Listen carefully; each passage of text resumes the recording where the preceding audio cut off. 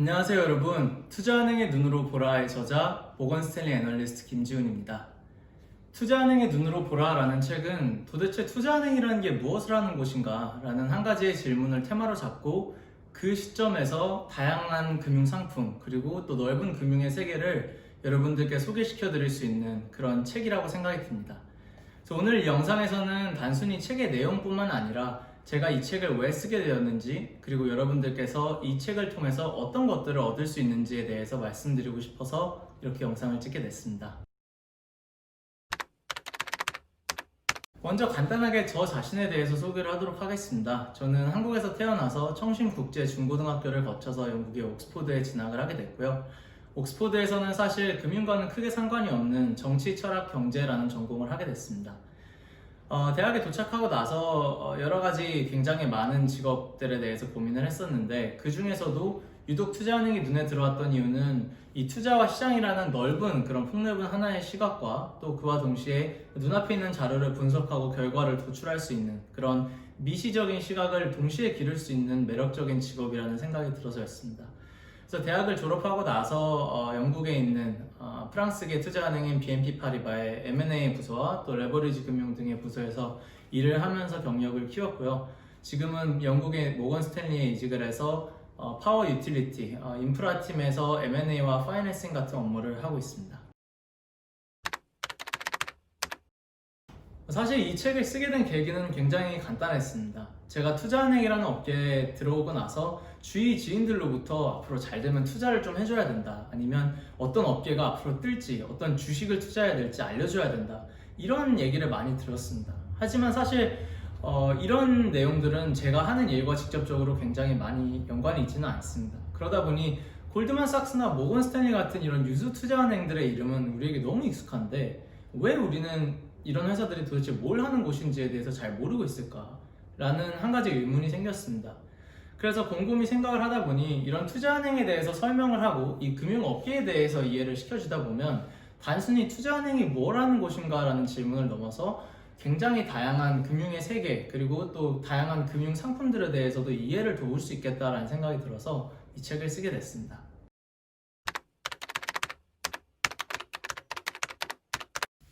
사실 투자은행과 금융에 대해서 선입견이 굉장히 많죠.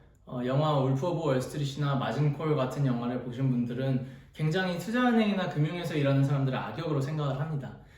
물론 과거에 그렇게 비윤리적인 활동들이 있었다는 거에 대해서 부인을 할 수는 없겠지만, 투자은행과 금융에 대한 진실을 말씀드리자면 지금은 정말 강력한 규제를 받고 있는 업계이기도 하고, 오히려 사실 사업이 불가능하다는 볼멘 소리가 내부에서는 나올 정도로 그렇게 손발이 묶여있는 상태입니다. 그래서 현재 투자은행이나 금융업계를 보자면 사실 단순히 기업들에게 필요한 자금을 조달을 하고 또 그들이 원하는 자문 서비스를 제공하는 그런 일종의 중개업자라고 생각을 하시면 될 것 같습니다. 그래서 영화나 미디어에서 묘사하는 그런 자본주의의 악역이라고 생각하시기보다는 여러분께서 근무하시는 회사 아니면 여러분께서 운영하는 그런 사업체에게 돈을 공급을 하고 혈액을 계속해서 돌 수 있게 도와주는 그런 서비스를 제공하는 한 가지의 기관이라고 봐주시면 좋을 것 같습니다.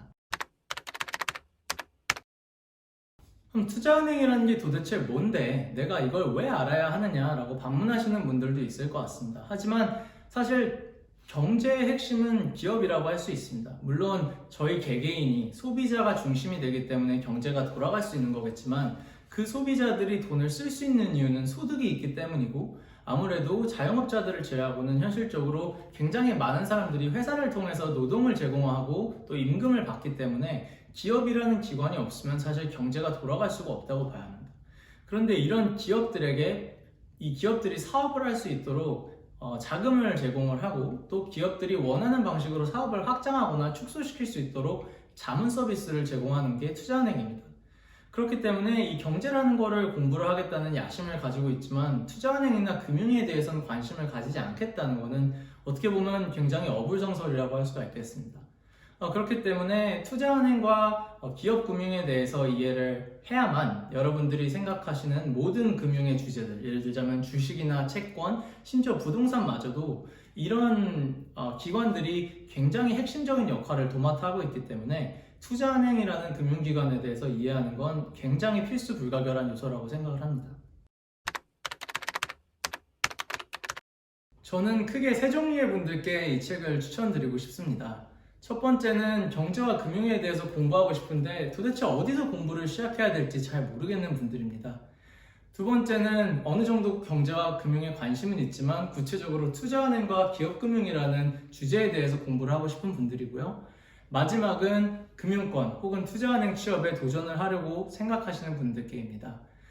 시중에 사실 정보가 굉장히 많이 있고 또 한국어가 아닌 영어로 된 정보도 많이 있습니다. 그렇기 때문에 시작점을 정하지 않고 하나하나씩 읽으면서 이해를 해나가겠다는 접근 방법은 어떻게 보면 굉장히 비효율적입니다.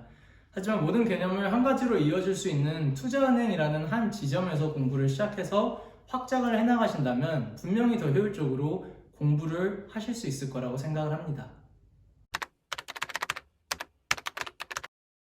이 책을 통해서 여러분들은 가장 우선적으로 우리가 알고 있는 상호분담과 투자은행이 어떻게 다른지, 그리고 투자은행의 핵심 업무에는 뭐가 있는지에 대해서 공부를 시작하게 되실 겁니다.